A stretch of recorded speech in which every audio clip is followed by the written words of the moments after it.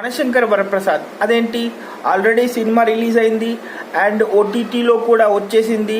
మరి దానికి సంబంధించి 400 కోట్లు కూడా వచ్చాయి.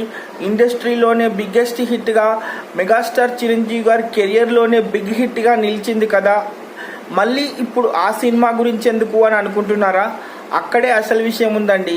సో సమ్మర్ స్పెషల్గా జీ తెలుగులో ఆదివారం సాయంత్రం 5:30కి మనశంకర్ వరప్రసాద్ చిత్రాన్ని సమ్మర్ స్పెషల్గా వేస్తున్నారు.